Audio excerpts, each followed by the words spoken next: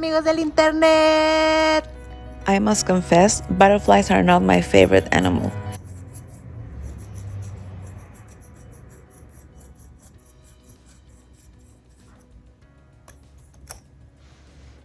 But I started sketching this piece, no thinking, which is how I usually paint. And a butterfly just appeared.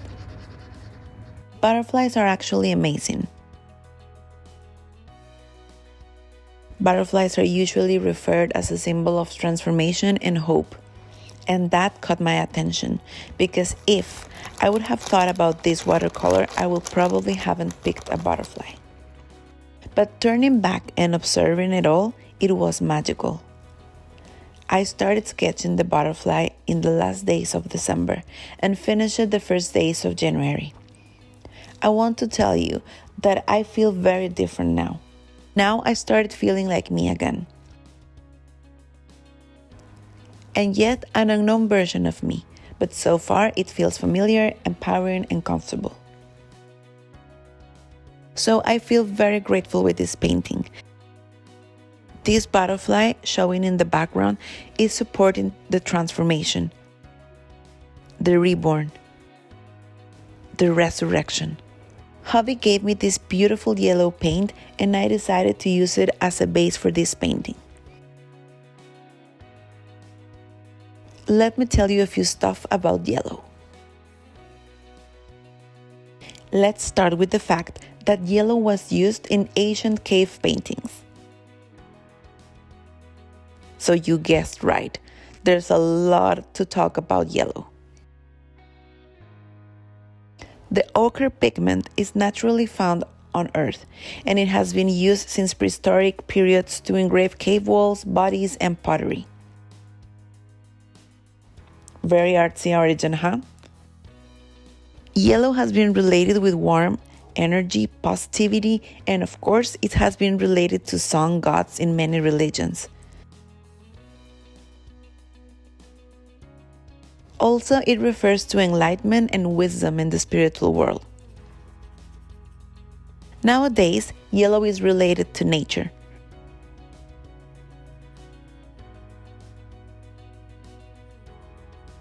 Our beloved Vincent's more used color was yellow in his sunflower series. Sunflowers represent gratitude for him.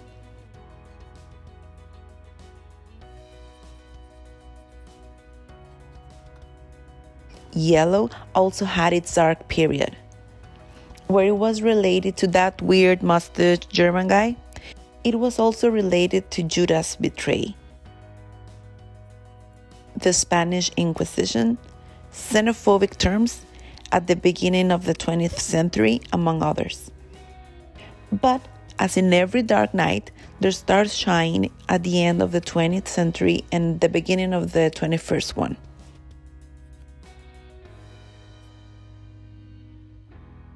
When yellow started to be recognized as a symbol of happiness. And guess who commercialized that? A dude named Harvey Rose Paul. You may recognize this image.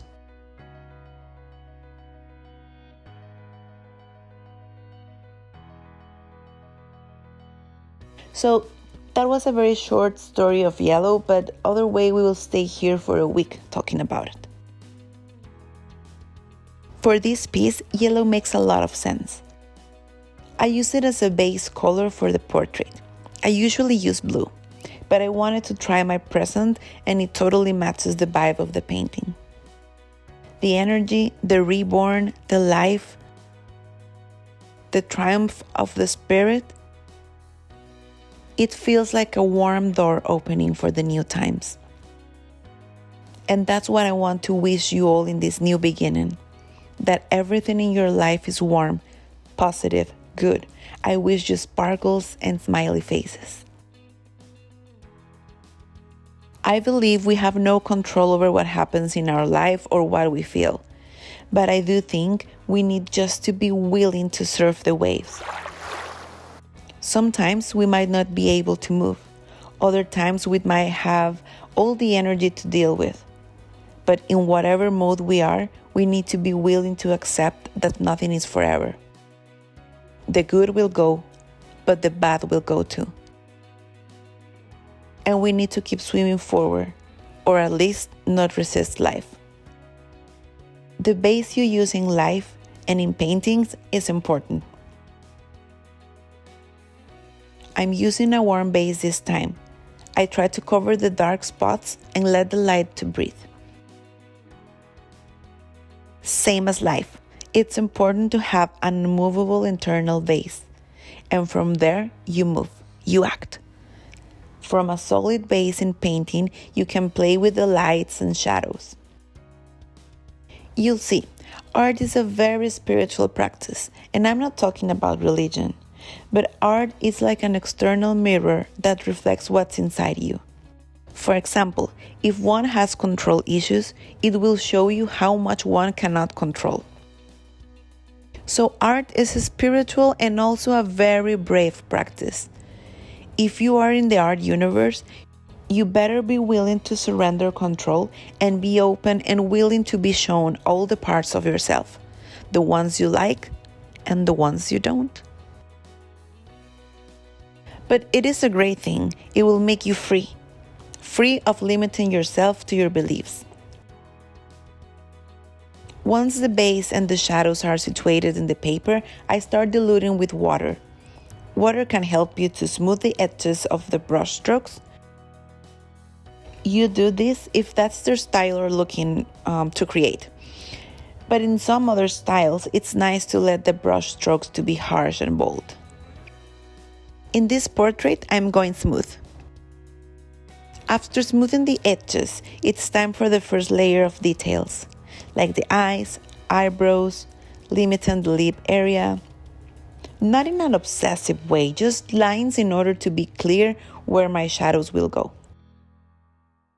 Well, not my shadows. My shadows comes with me everywhere I go. We are friends now. I will add darker spots with a color of the same family. Brown, siennas, warm colors for a warm, cozy base. I would love to be that person that will list you the exact color I'm using, but my palette is a mess and I just grab color from there. For the wings, I use blue and some messy pinks and reds of my palette. The only exact color I know I'm using is this ochre yellow. I will add the text somewhere around because I can't remember the name. I usually paint with Schmink or Winsor & Newton's, so this one is new for me and it feels very, very different from those. It feels thicker and a bit more opaque. I feel it needs more water than the Schmink or the Winsor & Newton's, but I still like it. Round brushes can help you with details. You can either use a round brush in whatever size you have because you will be using just the tip perpendicular to the paper, or you can use a 000 brush. While the different parts of the watercolor are drying, you can add layers and layers, add shadows, dilute with water. Watercolor is like a dance. You go from wet to dry, and then you come back to wet, and you revisit dry as many times as you want. Don't make it rigid. Enjoy the process. The process will show you so much about yourself. The outcome is like a summary of all the journey. I added some freckles just because I love them. I think they are like constellation maps in people's bodies. I don't have freckles, but I think because of my age, I started getting some little tiny spots in my face, and I love them so much. So I'm starting to get my own constellation map. I didn't forget you guys asked me for the monotone tutorial, and I'll make it, but I needed to create this first. I hope you like it, enjoyed it, and remember to send me a picture of your paintings if you follow any of my videos.